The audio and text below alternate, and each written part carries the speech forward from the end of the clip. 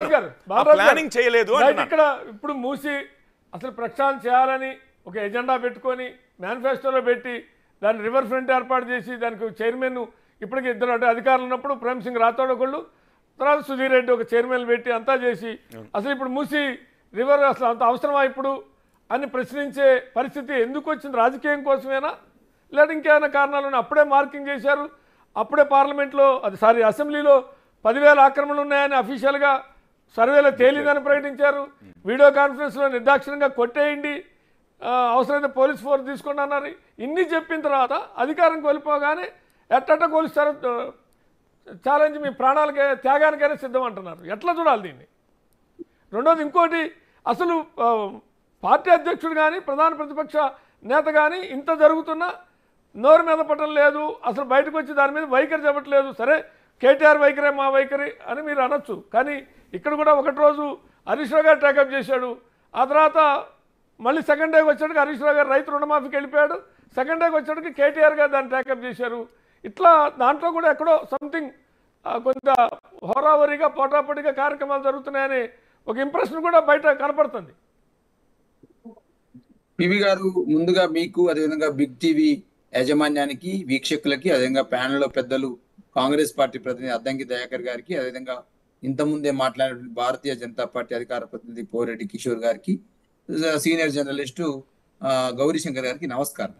ప్రధానంగా బీఆర్ఎస్ పార్టీగా మేము చెప్పేది ఏంటంటే, ఇలా పివి గారు మీకు తెలియంది కాదు, మీరు సీనియర్ జర్నలిస్టు. ఇలా పేదల పక్షాన నిలవాల్సిన ప్రభుత్వాలు ఇలా పేదలకు అన్యాయం చేస్తూ ఉంటే ఒక ప్రతిపక్ష పార్టీగా మా గొంతు పేదల పక్షాన్ని నిలబడడం అనేది వాస్తవం, 100% నిలబడతాం మేము. ఇలా హైడ్రా ఏర్పాటు ఎందుకు జరిగింది అనే అంశాన్ని స్పష్టంగా ముందు మీ బిగ్ టీవీ ద్వారా చెప్పదలుచుకుంది ఏంటంటే, చెరువుల పరిరక్షణ కోసం అని చెప్పినారు. చెరువుల పరిరక్షణ కోసం గతంలో కూడా కేసీఆర్ గారి నాయకత్వంలో మిషన్ కాకతీయ పేరుతోటి, అదేవిధంగా హైదరాబాద్ ప్రాంతంలో అనేక చెరువులు, ఇలా సరూర్నగర్ చెరువు దగ్గర పోండి, కుకట్పల్లి చెరువు దగ్గర పోండి, లేకపోతే ఈ హైదరాబాద్ పరిసర ప్రాంతాల్లో అనేక చెరువులు ఏదైతున్నాయో సుందరీకరణ చేసినాము, వాటికి ట్యాంక్ బండ్స్ నిర్మించినాము, అదేవిధంగా కొన్ని జిమ్స్ ఏర్పాటు చేసినాము, అదేవిధంగా ఆ పరిసర ప్రాంతాలు మొత్తం కూడా అక్కడ ఉన్నటువంటి సీనియర్ సిటిజన్ కోసం కావచ్చు, అక్కడ ఉన్న యువత కోసం కావచ్చు, అక్కడ ఉన్నటువంటి ప్రజల కోసం అనుకూలంగా ఉండేటట్టు కొంత అందులో సుందరీకరణ జరిగింది, చెరువుల పరిరక్షణ జరిగింది. అదే క్రమంలో ఆ చెరువులు గతంలో ఏదైతే ఆక్రమణకు గురైనాయో భవిష్యత్తులో ఆక్రమణకు గురి కాకుండా వాటికి బౌండరీస్ కూడా ఏర్పాటు చేయడం జరిగింది. రెండో అంశం కూడా మేము ప్రధానంగా ఎలక్షన్ మేనిఫెస్టోలో పెట్టేటువంటి మూసీ రివర్ ఫ్రంట్ ఏదైతే ఉందో, అదేవిధంగా మూసీ సుందరీకరణ ఏదైతే ఉందో, గతంలోనే కేసీఆర్ గారి నాయకత్వంలో మూసీ సుందరీకరణ చేయాలన్నమాట వాస్తవం. ఆ సుందరీకరణ ఎట్లా జరగాలనే అంశాన్ని మేము స్పష్టంగా చేయదలుచుకున్నప్పుడు 16,000 కోట్ల రూపాయలు బడ్జెట్లో పెట్టినాము. ఆ 16,000 కోట్లలో 9,000 కోట్ల రూపాయలు ఏదైతే ఉందో దానికి సంబంధించినటువంటి కొన్ని అంశాల కోసము, అదేవిధంగా 4,000 కోట్లు ఎస్టీపీల నిర్మాణం కోసము, అదేవిధంగా మిగతా 2,000 కోట్లు ఏదైతే ఉందో ఆ రోడ్లు మరియు 9,000 కోట్లు రోడ్లు మరియు నిర్మాణాల కోసం, వంతెనల కోసం సుమారు 5,547 కోట్లు, అదేవిధంగా మిగతా 2,000 కోట్లు మిగతా అంశాల కోసం పెట్టడం జరిగింది. పెట్టిన తదనంతరం ఏం జరిగిందంటే, అసలు మూసీ సుందరీకరణ ప్రాజెక్టు మొదలు పెట్టే ముందు అసలు మురుగునీరు వ్యవస్థను ఎట్లా మనం శుద్ధి చేయాలనే అంశం మొదటికి వచ్చేసింది. మురుగునీరు వ్యవస్థను శుద్ధి చేయాలంటే ఎస్టీపీల నిర్మాణం జరగాలి, అంటే సీవరేజ్ ట్రీట్మెంట్ ప్లాంట్ నిర్మాణం జరగాలి. దాని ద్వారా అంటే గతంలో వివిధ దేశాలలో కావచ్చు, అదే భారతదేశంలో కావచ్చు అనేక రకాల ఈ సుందరీకరణ పనులు జరిగినవి. అదేవిధంగా రివర్ ఫ్రంట్ ఏదైతే ఉన్నాయో చాలా యాక్షన్ ప్లాన్ జరిగినాయి సార్.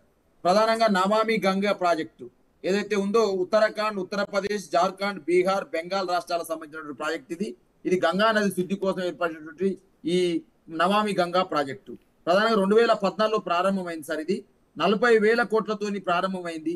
అయిన తర్వాతకి కొంత దీని మీద విమర్శలు వచ్చినాయి. ఎక్కడ విమర్శలు వచ్చినాయి అంటే, మురుగునీటి శుద్ధి ప్రాంత నిర్వహణ లోపం జరిగింది, అదేవిధంగా మూతపడ్డ పైప్ లైన్ ప్రాజెక్టులు అనేది ఒక లోపంతో ఈ ప్రాజెక్టు కొంత ఫెయిల్ అయింది అన్నట్టు ఆరోపణలు వచ్చినాయి. అదేవిధంగా సబర్మతి యాక్షన్ ప్లాన్, ఈ సబర్మతి యాక్షన్ ప్లాన్ ప్రధానంగా గుజరాత్ రాష్ట్రంలో ఏర్పడ్డ సార్. ఇది సబర్మతి నది శుద్ధి కోసం. ఇది సుమారు 1961 నుంచి 2005 నుంచి ఇది ప్రారంభం. 61 నుంచి 2005 వరకు ఉండేది.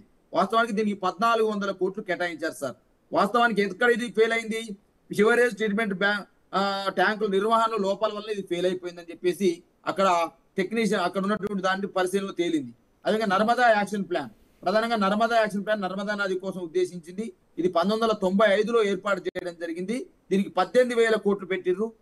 ప్రధానంగా ఇది ఇక్కడ విఫలం అవడానికి కొంత ఆరోపణలు రావడానికి కారణం ఏంటంటే వ్యర్థాలను నదిలో కలపకుండా కట్టడి చర్య చేయడంలో లోపం జరిగిందని చెప్పారు సార్. ఈ విధంగా చెప్పుకుంటూ పోతే గంగా యాక్షన్ ప్లాన్ ఇది కూడా 6,785 కోట్లతోటి 1986లో గంగా నది శుద్ధి కోసం ఉత్తరాఖండ్, ఉత్తరప్రదేశ్, జార్ఖండ్, బీహార్, బెంగాల్ రాష్ట్రాల్లో ఉన్నది సార్. ఇది కూడా ఎందుకు కొంత లోపం జరిగిందంటే నిధులు పక్కదారి పట్టినాయి, కాగితాల్లోనే ప్రాజెక్టు నిర్మాణం చెప్పండి సార్. తర్వాతకి దవ్యావతి రివర్ ప్రాజెక్ట్ సార్. ఈ దవ్యావతి రివర్ ప్రాజెక్ట్ దవ్యావతి నదిని శుద్ధి చేయడం కోసం యాక్షన్ ప్లాన్ సార్. ఇది ప్రధానంగా రాజస్థాన్ రాష్ట్రంలో సుమారు 1,675 కోట్లు సార్. ఇది అదేవిధంగా బిలాస్పూర్ రివర్ ఫ్రంట్ ఇది ఛత్తీస్గఢ్ రాష్ట్రంలో. సరే మీరంతా మనం టైము అంత హిస్టరీ ఇక్కడ మీరు చెప్పేది కరెక్టే. అన్ని రాష్ట్రాలు ఇందాక మాట్లాడుకున్నాం, దేశాల్లో విదేశాల్లో అనేక ఒక్క నిమిషం రివర్ ఫ్రంట్లు ఉన్నాయి. వాళ్ళకి ఏం ఖర్చు పెట్టారు, కొన్ని ఫెయిల్ అయినాయి, కొన్ని సక్సెస్ అయినాయి, ఇవన్నీ ఒక అంశం. నేనేమంటున్నా ఇక్కడ మీరు ప్రారంభించి అవన్నీ ఫెయిల్ అయినాయని రివ్యూ చేసి ఆపేశారా, లేదు ఏం జరిగింది అనేది? అదే ఎప్పుడైతే ఇవన్నీ కూడా మేము గత ప్రభుత్వము కేసీఆర్ గారి నాయకత్వంలో మున్సిపల్ అడ్మినిస్ట్రేటివ్ మినిస్టర్ గా ఉన్నటువంటి ఐటీ మంత్రిగా ఉన్నటువంటి కేటీఆర్ గారి నాయకత్వంలో ఎప్పుడైతే మూసీ రివర్ ఫ్రంట్ ఏర్పాటు తర్వాతకి మూసీ సుందరీకరణ, మూసీ సంబంధించినటువంటి వంతెనల నిర్మాణము, అదేవిధంగా మూసీ ఇరువైపుల రోడ్ల నిర్మాణం చేపట్టాలనుకున్నప్పుడు ఇవన్నీ చేపట్టాలంటే ఫస్ట్ అసలు హైదరాబాద్ మురుగునీరు వ్యవస్థ ఏదైతే ఉందో నాలాలు కావచ్చు, నాలాల మీద ఆక్రమణలు కావచ్చు, అదేవిధంగా ఈ నాలాల నిర్మాణం కావచ్చు, ఇవన్నీ కూడా ఇబ్బడి మబ్బడిగా ఉంది. ఫస్ట్ ఈ నాలాల నిర్మాణం చేసుకున్నదని చెప్పేసి మేమేం చెప్పినాము, ఎస్ఎన్డిపి అంటే సివరేజ్ అయితే నాలా డెవలప్మెంట్ ప్రోగ్రామ్ పెట్టినాం. ఎస్ఎన్డిపి అని చెప్పేసి ఎస్ఎన్డిపి ద్వారా నాలా డెవలప్మెంట్ ప్రోగ్రామ్ పెట్టేసి నాలాలను డెవలప్ చేసినాం. ఆ నాలాలు డెవలప్ చేసిన తర్వాత ఏంది, హైదరాబాద్ ప్రాంతంలో మురుగునీరు అంతా కూడా ఈ నాలాల ద్వారా సివరేజ్ ప్లాంట్లకు వెళ్ళాలని చెప్పేసి ఎస్టీపీల నిర్మాణం చేసినాం. ఎస్టీపీల నిర్మాణం తర్వాతకి థర్డ్ స్టేజ్ కి వచ్చేసరికి గవర్నమెంట్ వెళ్ళిపోయింది. రేవంత్ రెడ్డి గారు ఇలా ముఖ్యమంత్రిగా అయినారు. నేను ఏమంటున్నానంటే సార్, ఇక్కడే నేను ఒకటి యాడ్ చేస్తా. ఇక్కడే మీరు అన్నట్టుగా ఎస్టీపీలు పెట్టారు, సివరేజ్ ట్రీట్మెంట్ ప్లాంట్లు పెట్టారు, అది హైకోర్టు దగ్గర ఒక రబ్బర్ డ్యామ్ కట్టారు.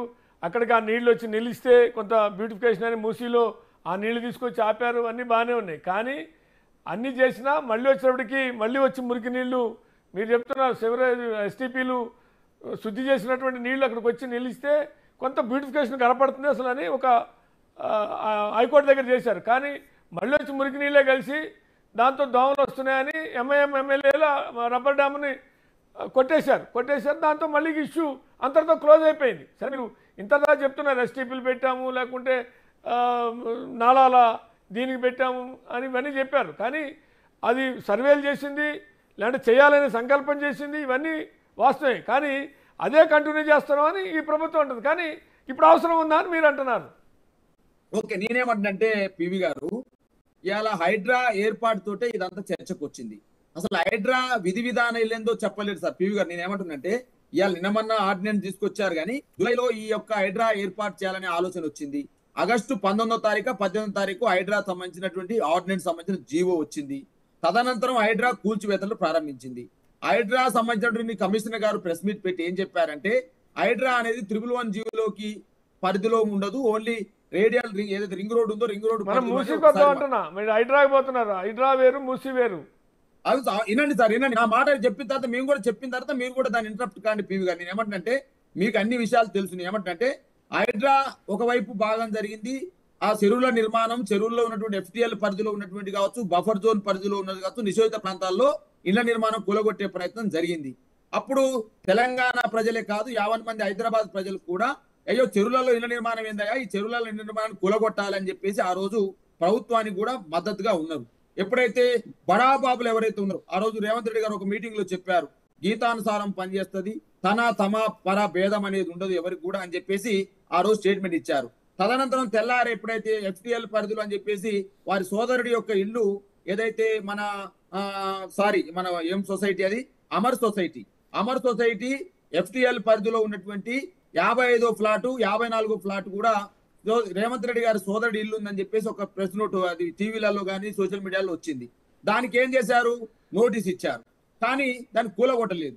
కానీ అదేవిధంగా తదనంతరం ఎప్పుడైతే నాగార్జున అయిపోయిన తర్వాతకి, పల్లవరాజు అయిపోయిన తర్వాతకి, కొంతమంది టీఆర్ఎస్ నాయకులు కూలగొట్టిన తర్వాతకి అప్పుడు కూడా చర్చకు వచ్చింది. ఏమని చర్చకు వచ్చింది?